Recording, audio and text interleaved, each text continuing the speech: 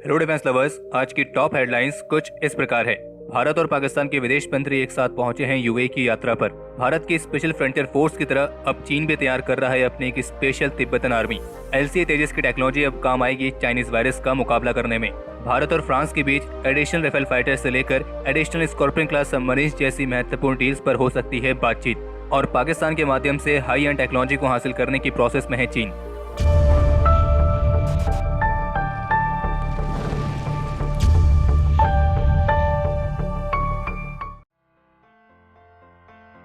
भारत और पाकिस्तान के विदेश मंत्री यूएई की विजिट पर हैं और ये दोनों देशों के मंत्रियों की अलग अलग बायलैटरल विजिट है, जहां वे यूएई लीडरशिप के साथ बातचीत करेंगे। और इसके तहत जो पाकिस्तान के विदेश मंत्री हैं शाह महमूद कुरैशी, वो शनिवार को ही यूएई पहुंच चुके थे। वहीं भारत के विदेश मंत्री एस जयशंकर आज रविवार को यूएई पहुंचे हैं। और दोनों देशों के मंत्रियों की एक ही समय पर यूएई विजिट को लेकर इस बात का अनुमान भी लगाया जा रहा था कि यूएई के साथ अपनी बायलैटरल टॉक्स के अलावा भारत और पाकिस्तान के विदेश मंत्री एक दूसरे के साथ भी मीटिंग कंडक्ट कर सकते हैं। लेकिन ऑफिशियल्स की तरफ से कंफर्म किया गया है कि फिलहाल भारत और पाकिस्तान के विदेश मंत्रियों के बीच ऐसी कोई भी मीटिंग शेड्यूल नहीं की गई है। और इंडिया टुडे की रिपोर्ट के मुताबिक भारतीय विदेश मंत्री की जो यूएई यात्रा है ये पूरी तरीके से बायलैटरल होने वाली है, यानी कि भारत और यूएई के बीच ही होगी। हालांकि अभी रिपोर्ट्स आई थी कि यूएई भारत और पाकिस्तान के बीच बैक चैनल टॉक्स को फैसिलिटेट कर रहा है। और जबकि हमने आपको रॉयटर्स की एक रिपोर्ट के बारे में भी बताया था कि इस साल जनवरी के महीने में भारत और पाकिस्तान के इंटेलिजेंस ऑफिसर्स के बीच दुबई में एक सीक्रेट मीटिंग कंडक्ट हुई थी। और जबकि यूएई भारत और पाकिस्तान के बीच तनाव को कम करने के लिए मध्यस्थता कर रहा है, इसका कंफर्मेशन खुद कुछ दिन पहले यूएई इन्वॉय की तरफ से दिया गया है। लेकिन फिलहाल अभी जो भारत और पाकिस्तान के विदेश मंत्री यूएई की विजिट पर हैं, तो इस दौरान उन दोनों के बीच कोई मीटिंग कंडक्ट होगी, इसका कंफर्मेशन किसी भी देश के ऑफिशियल्स की तरफ से नहीं आया है। बल्कि दोनों का ही कहना है कि दोनों देशों के मंत्रियों के बीच कोई भी मीटिंग शेड्यूल नहीं की गई है। बाकी इसके अलावा जहां भारत और पाकिस्तान के बीच तनाव कम करने के लिए मीटिंग कंडक्ट कराने जैसी रिपोर्ट सामने आ रही हैं, तो वहीं दूसरी तरफ एक रिपोर्ट ये भी सामने आई है जिसमें यह मालूम पड़ा है कि करीब 300 से अधिक ऐसे ट्विटर अकाउंट्स हैं जो पाकिस्तान की जियोग्राफिकल लिमिट से ऑपरेट हो रहे हैं। और ये वो अकाउंट्स हैं जो भारत में फार्मर्स प्रोटेस्ट के दौरान अराजकता फैला सकते हैं। और इन अकाउंट्स के साथ पाकिस्तान भारत के खिलाफ अपने साइबर टेरर में लगा हुआ है। हिंदुस्तान टाइम्स की तरफ से एक रिपोर्ट जारी की गई है जिसमें कुछ सोर्सेज के हवाले से बताया गया है कि चाइनीज आर्मी एलएसी पर भारत के साथ जारी बॉर्डर स्टैंड ऑफ के बीच अब अधिक से अधिक तिब्बतन्स की भर्ती कर रही है। और सोर्सेज का कहना है कि इसके तहत चीन ने इस साल की शुरुआत से ही तिब्बत रीजन में एक खास भर्ती अभियान चला रखा है, जहां वे तिब्बत के लोगों को अधिक से अधिक अपनी सेना में शामिल कर रहा है। और इस अभियान के तहत चाइना की पीपल्स लिबरेशन आर्मी चीन द्वारा इलीगल तरीके से कब्जा किए गए तिब्बत के क्षेत्र में अंदर घुसी है और वहां अंदर घुसकर चीनी आर्मी ने अपनी रिक्रूटमेंट ड्राइव को जारी रखा है। और ऐसी भी रिपोर्ट्स हैं कि इस अभियान के माध्यम से चाइना की पीपल्स लिबरेशन आर्मी एक खास स्पेशल तिब्बतन आर्मी यूनिट को तैयार करना चाह रही है। और कुछ ऑफिशियल सोर्सेज का ये भी कहना है कि जो नई रिक्रूटमेंट ड्राइव है ये ऐसे समय पर चीन कर रहा है जब ऐसी कुछ रिपोर्ट सामने आई थी जिसमें मालूम पड़ा था कि जो चाइनीज आर्मी है वो हाई ऑल्टीट्यूड पर ऑपरेट करने में सक्षम नहीं है। तो इस वजह से अब इंडियन आर्मी का सामना करने के लिए चाइनीज आर्मी उन लोगों को भर्ती कर रही है जिन्हें हाई ऑल्टीट्यूड पर ऑपरेट करने की आदत है। और इस रिक्रूटमेंट ड्राइव यानी कि इस भर्ती अभियान के तहत तिब्बती रंगरूट जो पहले से ही चाइना की पीपल्स लिबरेशन आर्मी के बेस में रह रहे थे उनको भी चीनी सेना में शामिल करने का अभियान शुरू किया गया है। और चीन का जो इरादा है कि एक स्पेशल तिब्बतन आर्मी यूनिट को तैयार करने का, ये बिल्कुल भारत के स्पेशल फ्रंटियर फोर्स की तरह ही होगा, जिसमें चीन मूल रूप से तिब्बतन ओरिजिन के लोगों को ही भर्ती करेगा। मतलब आप कह सकते हैं कि हमारा चिंदी पड़ोसी एक बार फिर से अपने चिंदी हरकतों पर उतर आया है, जहाँ उसने पहले तो तिब्बत पर जबरदस्ती कब्जा करके वहाँ के निवासियों की आज़ादी और उनके संसाधन को तो छीन लिया है, और अब वहाँ के लोगों को जबरदस्ती अपनी सेना में शामिल करने के लिए भर्ती अभियान भी चला रहा है। और इतना ही नहीं बल्कि एक रिपोर्ट ये भी है कि चीन की जो खासियत है अलग अलग चीज़ों की कॉपी बनाना, तो अपनी इसी खासियत का इस्तेमाल करते हुए चीन ने एक बार फिर से हाई एंड मिलिट्री हार्डवेयर की रिवर्स इंजीनियरिंग पर काम करने की अपनी प्रोसेस को तेज कर दिया है। और इसी प्रोसेस के तहत चीन अब अमेरिका के खिलाफ इस्तेमाल करने के लिए अपनी नॉइजी सबमरीन इंजन्स को रिमूव कर रहा है और कुछ हाई एंड मिलिट्री हार्डवेयर पर रिवर्स इंजीनियरिंग करके अपनी सबमरीन को इम्प्रूव करने पर काम कर रहा है। और आपको ये भी बता दें कि इस तरह के हाई एंड मिलिट्री हार्डवेयर को चीन किसी और से नहीं बल्कि हमारे निकम्मे पड़ोसी पाकिस्तान के माध्यम से हासिल करने की प्रोसेस में है।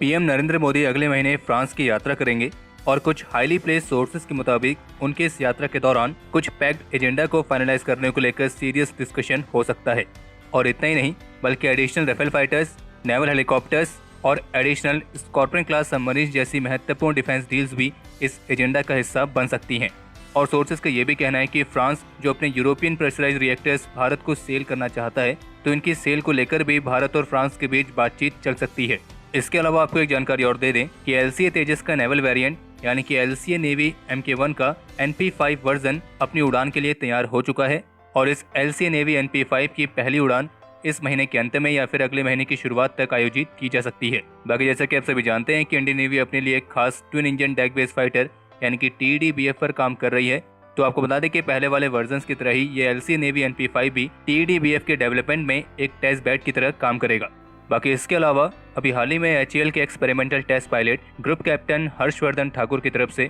HAL के सुपर एडवांस कैट्स प्रोग्राम की मदरशिप जो कि तेजस फाइटर होने वाला है, इसके मिशन कंट्रोल की एक छोटी सी वीडियो क्लिप जारी की गई है। और साथ ही HAL के कैट्स प्रोग्राम के हिस्से के तौर पर जो मदरशिप में डिस्प्ले सिस्टम यूज किया जाएगा वो पूरी तरीके से स्वदेशी होगा, यानी कि वो बाहर से इंपोर्ट नहीं किए जाएंगे, वो पूरी तरीके से भारत में बनेंगे, क्योंकि ये कैट्स प्रोग्राम टोटली एक इंडियन प्रोजेक्ट है। बाकी अगर आप HAL के कैट्स प्रोग्राम के बारे में डिटेल में जानना चाहते हैं तो ऑलरेडी हम इस पर एक डिटेल वीडियो बना चुके हैं और जिसका लिंक आपको आई बटन में मिल जाएगा।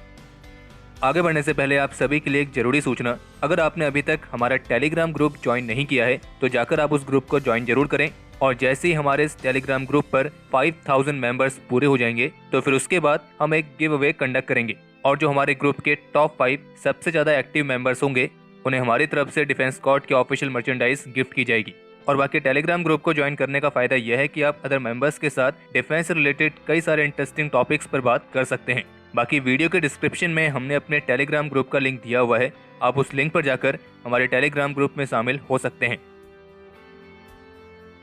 जैसे कि आप सभी इस बात से अच्छे तरीके से वाकिफ होंगे कि चाइनीज वायरस के जो केस है वो हमारे देश में अचानक से बढ़ गए हैं और इसी वजह से हॉस्पिटल में जो ऑक्सीजन इस्तेमाल की जाती है उसकी डिमांड भी बढ़ चुकी है। तो ऑक्सीजन की इस बढ़ती हुई डिमांड को पूरा करने के लिए अब DRDO भी अपनी एक महत्वपूर्ण भूमिका निभाने वाली है, जिसके तहत DRDO ने जो LCA तेजस फाइटर के लिए on board oxygen generating system को विकसित किया था, अब यही सिस्टम लखनऊ में DRDO द्वारा स्थापित किए गए उनके हॉस्पिटल्स में ऑक्सीजन सप्लाई करने के काम भी आएगा। और ऐसा पहली बार होगा जब फाइटर पायलट्स के लिए विकसित की गई ऑक्सीजन को प्रोड्यूस करने वाली टेक्नोलॉजी हॉस्पिटल्स में भी इस्तेमाल होगी। बाकी रिपोर्ट्स के मुताबिक अगले सप्ताह तक DRDO के हॉस्पिटल्स तैयार हो जाएंगे और ये hospitals Indian arm forces medical services के डॉक्टर्स, नर्सेस और सपोर्ट स्टाफ द्वारा रन किए जाएंगे। यानी कि आप कह सकते हैं कि LCA तेजस जो हम सभी भारतीयों का प्राइड है, अब इस फाइटर की टेक्नोलॉजी एक अलग तरीके से चाइनीज वायरस का मुकाबला करने में काम आएगी। अब ये रिपोर्ट सुन के कोई भी 10th जनरेशन कम स्पेसशिप जंग फाइटर यानी कि JF-17 से तेजस को कंपेयर नहीं करेगा और कोई भी कमेंट सेक्शन में JF-17 की बेइज्जती तो बिल्कुल नहीं करेगा, क्योंकि वो सबसे बेस्ट है। वो चाहे तो दूसरे ग्रह पर जाकर एलियन टेक्नोलॉजी ला सकते हैं और उस टेक्नोलॉजी से चाइनीज वायरस को सेकंड्स में खत्म कर सकते हैं।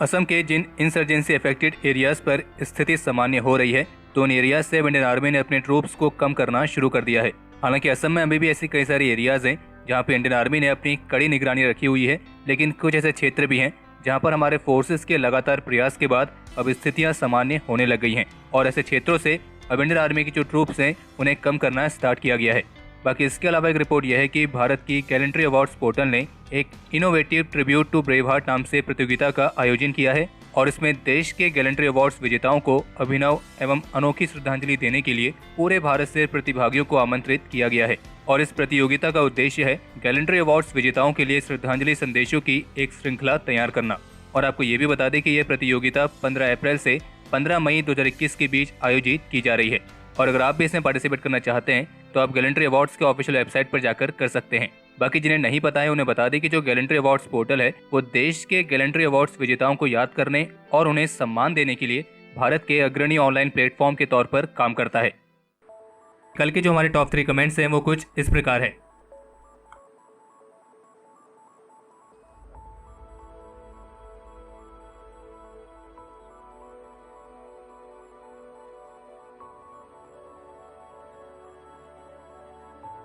तो हमारे आज के इस एपिसोड के लिए इतना ही और अगर आप इस वीडियो को यहाँ तक देख चुके हैं तो इसे लाइक करे बिना कहीं ना जाएं। बाकी इस एपिसोड को लेकर आप अपने सजेशंस और क्वेरीज कमेंट सेक्शन में शेयर कर सकते हैं और अगर आप उनमें से हैं जिन्होंने अभी तक इस चैनल को सब्सक्राइब नहीं किया है तो इस चैनल को सब्सक्राइब करना ना भूलें।